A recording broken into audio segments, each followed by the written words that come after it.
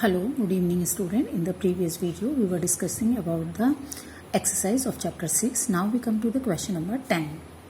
Up to question number 9 we were discussed in that video.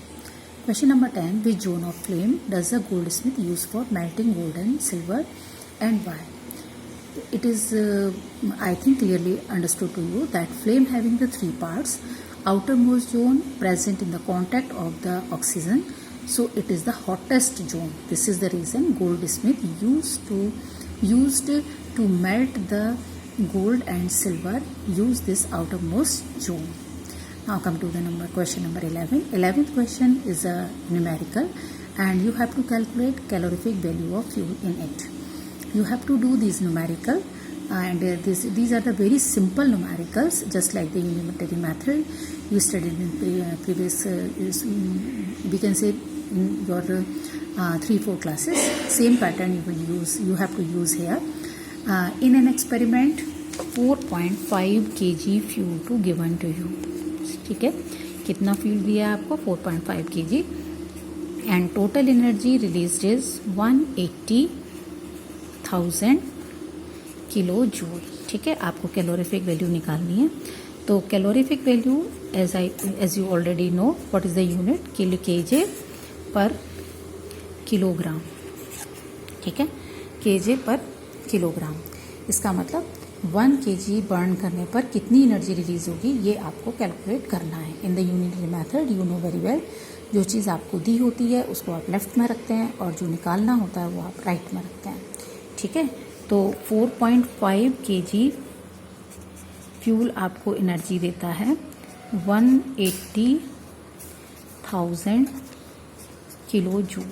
ठीक है, तो 1 kg fuel कितनी देगा 180,000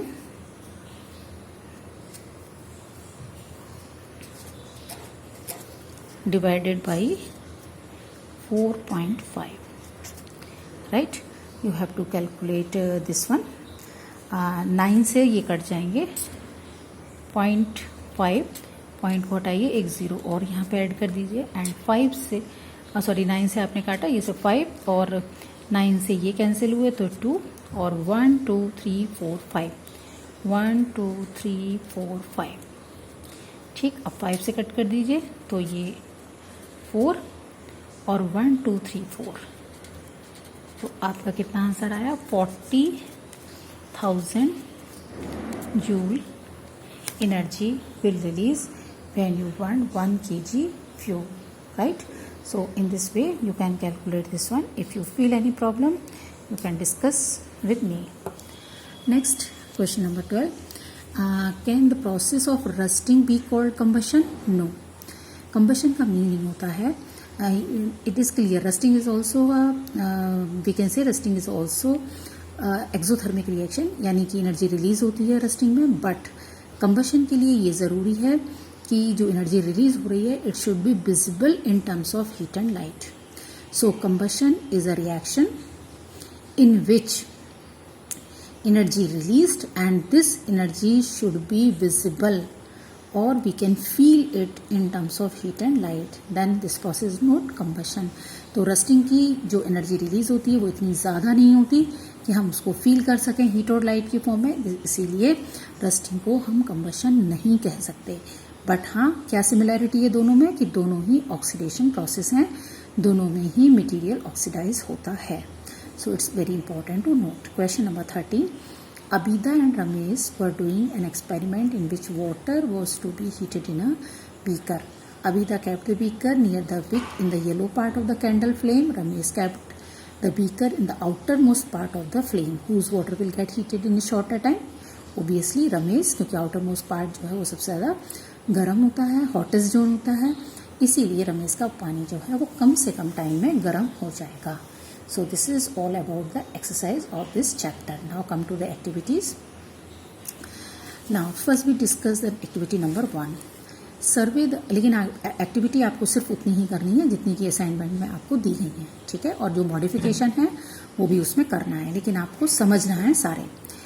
फर्स्ट है सर्वे the availability of various fuel in your locality. तो अगर आप देखेंगे तो आपकी लोकेलिटी में सभी तरह के लोग होते हैं आपके घर के आसपास रहने वाले बहुत तरह के लोग होते हैं, तो वो डिफरेंट फ्यूल्स यूज़ करते हैं, ठीक है।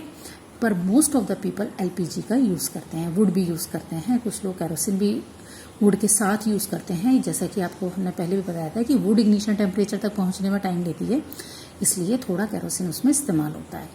Find out their cost per KG and prepare a tabular chart showing how many KJ of various fuels you can get for every rupee, right.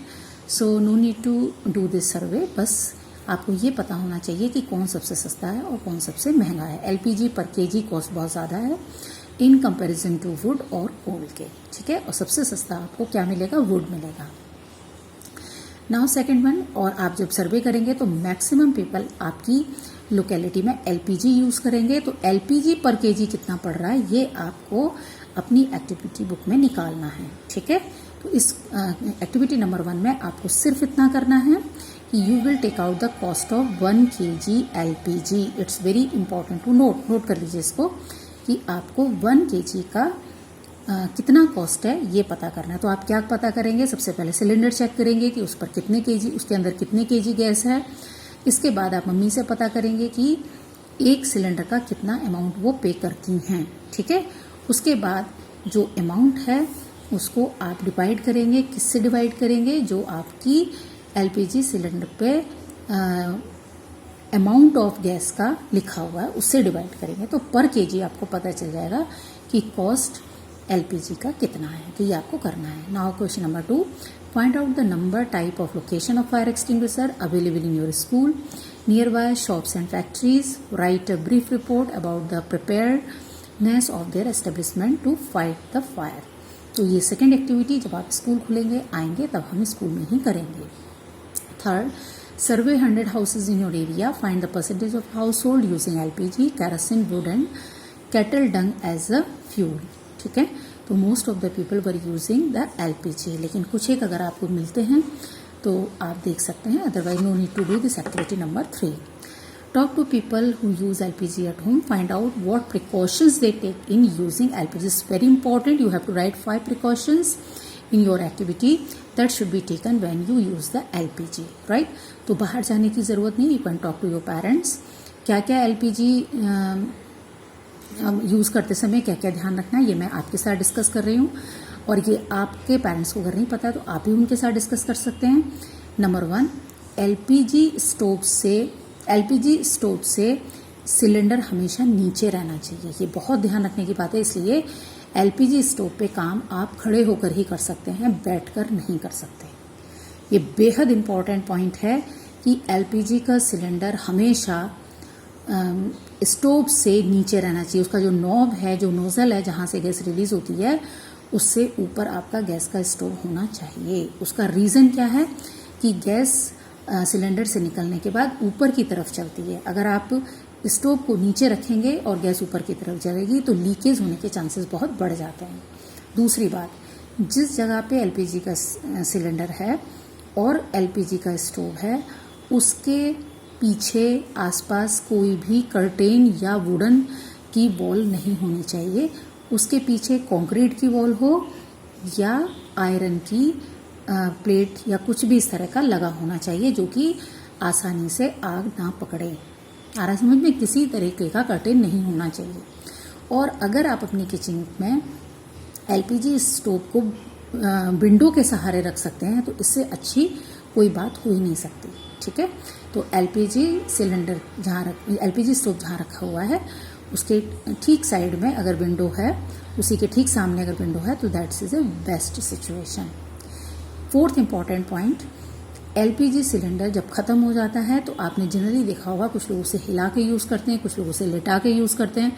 ये सब कभी भी नहीं करने चाहिए, because LPG is a gas and इसका जो liquefaction point है वो बहुत लो है, जबकि रूम टेम्परेचर उस कंपैरिजन में बहुत ज़्यादा है। लिक्विफिकेशन पॉइंट का मतलब होता है जिस पे इसको लिक्विडफाई करके सिलेंडर के अंदर भरा गया है। तो जब आप इसको हिलाएंगे तो उसको मैकेनिकल एनर्जी मिलेगी और उससे उसका वॉल्यूम एक्सपेंड होगा, जिससे कि सिलेंडर ब्लास्ट भी कर सकता है। सो बी केयरफुल कि अगर आपको लगता है कि एलपीजी गैस ख़त्म हो गई है, अब स्टोव तक नहीं आ रही है, तो बिना किसी भी तरह का उसको हिलाए डुलाए या उसको लिटा के इस्तेमाल करने के चुपचाप आप अपना सिलेंडर बदल दीजिए। Is it clear? ये बहुत ही इंपॉर्टेंट पॉइंट्स हैं नोट करने के। नेक्स्ट इंपॉर्टेंट पॉइंट, जहां आपका एलपीजी स्टोव है, ठीक, उस स्टोव के ऊपर किसी भी तरह की कोई अलमीरा नहीं होनी चाहिए, ठीक है, क्योंकि आप अलमीरा से कोई भी सामान उठाएंगे और वो अगर स्टोव के ऊपर गिर जाता है और उसके ऊपर कोई ऑयल या कढ़ाई में कुछ फ्राइंग कर रहे हैं, उस टाइप का कुछ है, और वो ऑयल स्प्लिट होके बर्नर पे गिर जाता है तो आग फैलने का डर होता है, right? So it is very important and next point we will discuss in the next videos. Thank you.